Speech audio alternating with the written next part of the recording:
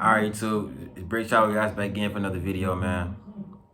Now in this video, this is just what the hell. This man was married to his wife for 20 years. 20 plus years. And they supposedly had 3 kids together. That he found out wasn't his after all this time. 3. All 3 of the kids wasn't his. After all this time, I didn't raise them. I didn't took care of these kids. I'm not like they mine. And to find out these kids, bro, I would like that's heartbreaking, bro. I would be heartbroken, bro. I would not know what the fuck to do with myself. She might have to die. Are 3 of my kids not mine? Are you serious right now? You gonna play me like that? Are you serious? Like, that's just the ultimate of betrayal. I couldn't stand for that. I couldn't take that. That's just a whole nother new level of disrespect. A whole new level of disrespect. Let's get into it. Diagnosed with the life-limiting illness cystic fibrosis, that he couldn't be the father of his 3 sons because the condition causes lifelong infertility, has told this programme the news left him feeling suicidal. Doctors revealed in 2016 that Richard Mason couldn't be... See, the news got him finna kill himself. Hell no, I'm finna kill... Bitch, you gotta go. Hell no, I ain't finna kill myself. I'm finna kill yo. I ain't gonna lie. Hell nah. That shit heartbreaking, bro. Like, what? The dad to the children, who are now 19 and 23. Richard sued his wife of 20 years, Kate, and they recently reached a settlement of £250,000, with her admitting she'd had an affair while the couple had been married. Well, we spoke to Richard and his current partner, Emma. What he said to me. 250,000 for 20 plus years of lies? That's not fucking enough. That's not fucking enough. I didn't raise these 3 fucking kids. I done spent way more than that. Over 20 years on 3 kids. That's 1 kid for itself, damn near. And you gon' and then like, it's just crazy, bro, how niggas, bro, they just don't give a fuck about niggas, bro. Don't give a fuck about us. Dudes, they don't give a fuck about us. Fuck our feelings. Fuck all that shit. 20 years, 3 kids, not chores, and all you get is 250,000? Bro, you need at least like shit 5 mil. 5 mil, all that. You know how much pain and suffering that is? You know how much pain and suffering that is? To have to live with that? Now, for the rest of your life, knowing you didn't raise these 3 kids, you didn't created a bond with these 3 kids, and now it's like you don't even want to. You didn't raise them the whole time. You don't even want to not be their dad. But now this shit that came out. Now these kids might want to get to know their real dad. Like, what the fuck? Oh man, come on, man. Man, come on, man. You've got cystic fibrosis. I immediately thought, oh my God, my sister died of that at 29. And her death was very hard for me because with cystic fibrosis, you slowly suffocate on your own phlegm, and it took her 2 years to eventually, waiting for a heart and lung transplant, and then she died on the operating theatre. So immediately I was just very saddened by that. But then when the discussion then turned to fertility, and he said, look, yourself and Emma, you're going to have difficulty having children because you are, as a man with cystic fibrosis, infertile. It was suddenly like being hit by a sledgehammer. I said, oh my God, you suddenly realise that children aren't yours. So I said, well, immediately you knew the significance of what he just said to you? Yeah. Yes.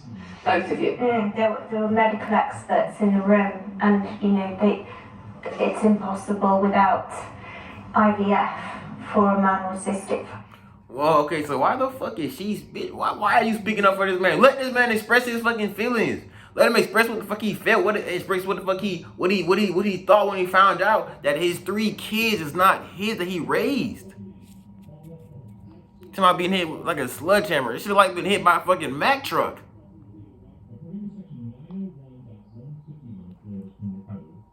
Fibrosis to have a baby.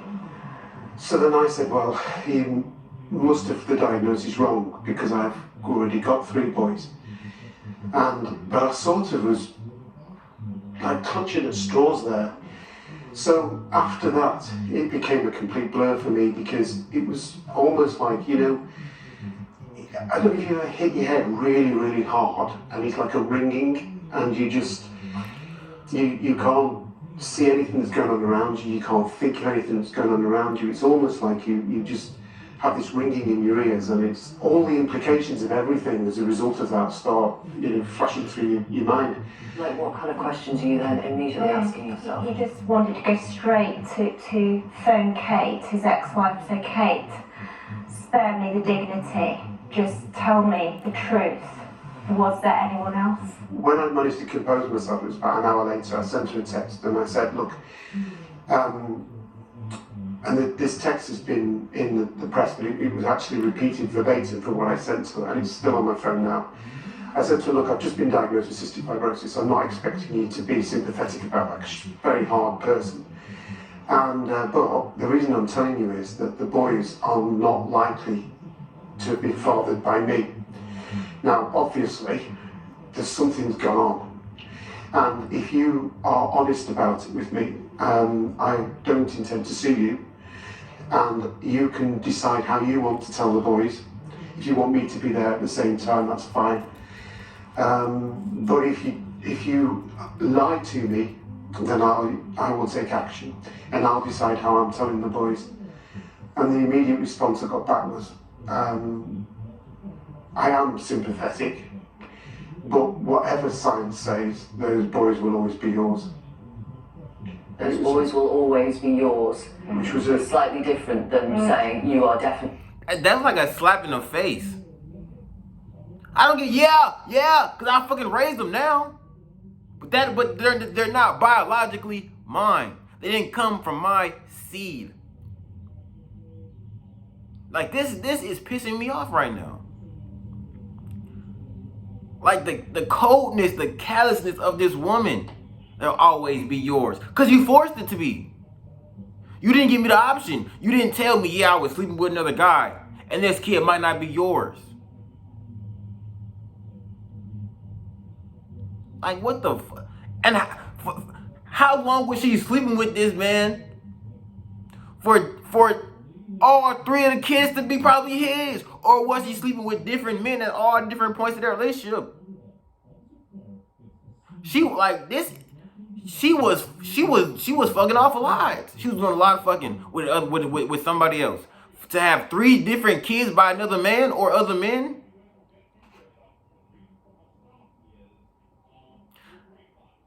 Like, this is ridiculous. No, your dad, when you were diagnosed, your sons were 21 and the twins were 17, I think. Yes. When your then wife was pregnant on those occasions, did you ever suspect, have any inkling, ever think, oh, that's a bit odd, at the time of the pregnancy, through the birth, afterwards? There was 1 or 2 occasions that after the boys were born, I thought that they didn't resemble me as much as you'd imagine that boys would. They didn't look like you? Well, they've got darker eyes than me. I have almost no body hair, and the boys have got very dark hairs on their legs and things like that. But around the time that she got pregnant, we'd been having unprotected sex for 7 years. Nothing had happened. Now, she always said to me, I have a tilted womb, I don't know what that is, but it means that it's harder for a woman to get pregnant. So we'd always thought it was her, and we'd gone for fertility treatment, or to see the GP to start the fertility process. And the GP said, well, the first thing that has... You was hitting it raw for 7 years, and not one time a slip up, not one time an accident, not one time a missed period. And then out of nowhere, she just pop up pregnant. Yeah, I ain't gonna lie, bro. You was sucking for that one, bro. You green as fuck for that one, bro. I would've been like, hold on, bitch. We've been fucking for 7 years now. Yeah, you ain't never got pregnant, so all of a sudden you just, I would've got that motherfucker tested. Like, yeah, real shit. To happen is you have to be tested, Mr. Mason, and then we test your wife. Now, it's likely to be 3 occasions of IVF that you're going to need. They're about £5,000 a time, so it's £15,000. But after that, there's a good chance you will have a baby. So when we went home, we both were working at Barclays at the time, and she said, look, you know, we've got our careers. We're both, I mean, yuppies was like in the 80s, you know, really like popular term for young people who were doing well in their careers. She said, we're both yuppies, let's just carry on with our careers and see how it goes. A few months later, she was pregnant. So I thought, oh my God, that's weird, because, you know, you often hear of people going for treatments and then suddenly naturally get pregnant. And she said, oh, it's just one of those things. So I did feel a little bit, wow, that's a surprise, you know, because we go for to start the IVF, then decide not to, and she gets pregnant. This is, I mean, you've described the turmoil, you've described... I mean, the simple fact that she can just lie to his face like that. And a lot of women do. They be so scared to tell you, they be so scared of what you're going to do, what you're going to say, or what's going to happen, that they just lie. And that's why I don't, you know what I'm saying, you really can't put your trust in no female. You really can't. Because they move off emotions. So it just like, I don't know. It feeling like you were hit with a sledgehammer. Did you consider taking your own life? Many times. The consultant said to me once, cystic fibrosis kicks in. I'm one of the oldest people in the UK with cystic fibrosis, and probably the oldest person ever that I know of to be diagnosed with it. The average death is 41, and most children die a bit a lot younger, like his sister as well, at 29. Yeah. So you know that you've not got a particularly pleasant future. How did the knowledge then of discovering that your boys couldn't be yours affect the way you felt towards them, if at all? They're still my boys, and I still think of them as my sons now, so I have been their dad. Do you love them as much? You can't not love somebody simply because, in fact, you know, even you know, if somebody committed some sort of offence against you, if the boys had done something wrong, I'd still love them. You know, but they've done absolutely nothing wrong. They're completely innocent in this as well. They are the victim, like I am. So, of course, yeah, my arms are still open for them, and I would dearly love them to, you know, to come back into my life. Well, 2 of them, I understand, aren't in your life because they are cross that you sued your ex-wife, Kate. It's paternity fraud. You said you won this court case, this settlement of $250,000. And then look, you see this shit? So now 2 of the boys don't even fuck with him because he sued their mom because she lied to him for 20 plus years. I done been y'all dad for all this time, and y'all not even my kids, but I done been y'all dad, raised y'all, took care of y'all, loved y'all, nurtured y'all, cared for y'all.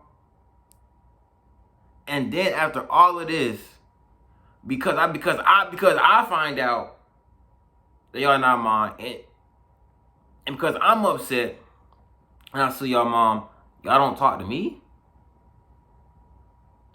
Y'all not mad at y'all mom for lying to y'all this whole time either. Like the whole situation is fucked up. The whole situation is now just fucked up because now he still, like you said, he still thinks of them as his kids because at the same time, he still raised them their whole lives. So those are his kids at this point. But those 2 kids said fuck him. Like, man, she's a grimy ass woman, man. She's grimy. From your wife. Why would you risk your relationship with your boys when you say you are their dad, you love them as much, by going ahead with that legal action? I always brought my boys up to be honest, stand up to bullies, never tell lies. All the time, I was divorced with her for 10 years, and all the time they were with me, all the weekends that they were around at my house, I used to say to them, look, do not keep any secrets from your mum. Be open and honest with her. You know, anything I do, anything I say, I don't mind your mum knowing about it because I want an open, honest relationship with them. So I brought them up to be open, honest, stand up to what you think is right. Somebody committed a 21-year fraud against not me. them. And now you've lost two of them, they're not in your But life. the point is, how do I allow somebody who has committed something like that against me, my ex-wife, to just go off scot-free? Because there are many Because times... the risk is you lose two of them, and that's what's happened. But they're grown men. They're grown men. They understand that I have to take action against it. In families, when there's been tragedy, You have to. Like I would do way worse than suing her. You after 21 years, I'm just now finding out that these 3 kids are mine.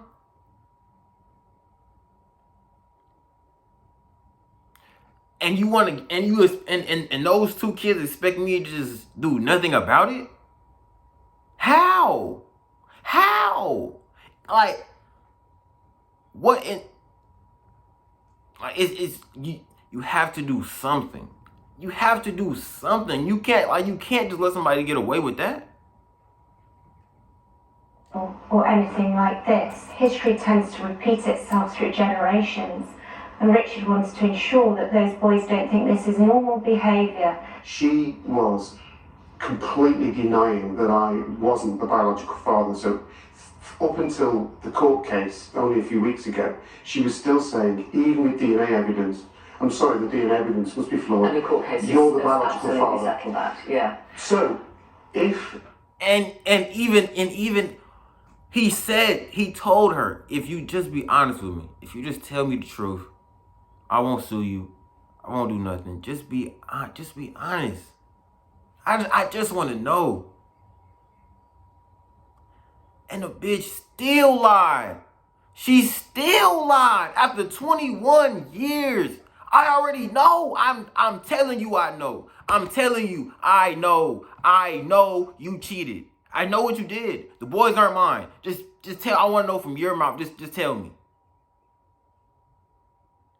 And you still gonna lie to my fucking face. Like, I couldn't have handled it. I couldn't have handled it, man. I would have crashed out. I would have crashed out, man. Like, the calmness of this man, his demeanor, yo, I give him all the props in the world, man. I would have crashed out, man. I would have crashed out. I am the biological father, those boys all have a risk of having cystic fibrosis. They all need to tell their insurance companies, they need to tell their potential partners, their children might have cystic fibrosis. I wouldn't even be allowed to meet them because people with cystic fibrosis cannot meet other people with cystic fibrosis because they cross-infect. So by going to, via my solicitor, finally, she then, a few weeks ago, said, actually I accept, you're not the biological father. The boys have got no chance of having cystic fibrosis from me. I can meet them now, and they're free of knowing that they've got a potential genetic disease. Understood. Do you know who the father is? I've no idea. Why have you offered her £5,000 rewards to find out? I was toying with that as a strategy because what I feel like is 2/5 of my life, 20 odd years of my life, have been a complete lie. The person I thought I was, I'm not. The relationship I had with the boys is not the same as I thought it was. A wife that I thought was loyal, but I had to divorce because we didn't get on, was not. So what I want to do is sit down with this guy and say, were you there in their life? When I was watching them play football, were you there? Did you buy the Christmas presents? How did you deal with the first pregnancy? You know, did you know about the pregnancies? Were you there for the second pregnancy? You want to meet him and you want to ask him Yeah, you want to questions? find out what happened. It's almost like you've been in a coma for 20 years and you wake up and you think, I mean, this is fucking ridiculous. Like, she has really ruined this man's whole life. Like, nothing, like everything is everything is different. Nothing is now the same.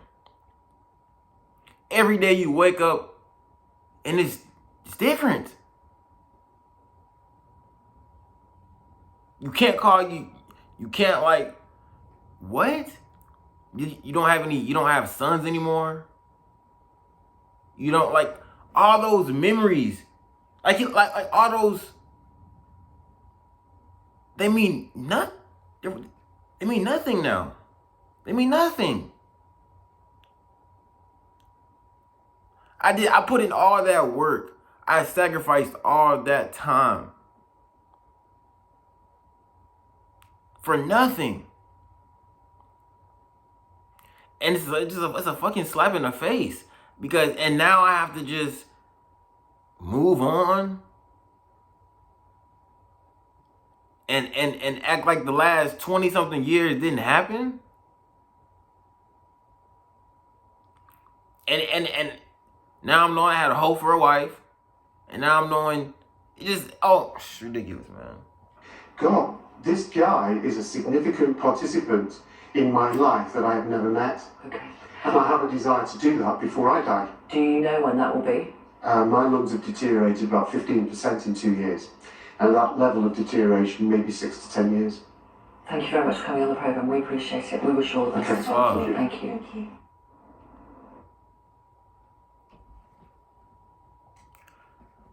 All right, y'all. Man, it's crazy ass shit, man. And like, I don't understand how to, like, especially, man, when you finna die in a few years, man, hell, I'll get that bitch up out of there. I get her up out of here, man. She gotta go. She just too grimy, man. She just too grimy. The fact that you can even lie for 20 something years to a man that you supposedly loved for a period of time. Like, you just the lowest of the lowest, man. Like, man, this shit right here, man. I can't never put my trust in no female. I just can't do it because they will lie for 20 something. They will take it to. She would have took that to the grave. She would have took that shit to the grave, man. If he never would have went to the doctor and they said, oh, you got whatever the fuck you got, whatever the disease he got, and you can't have kids, he would have never known. It's ridiculous, man. But all right, y'all, like, subscribe.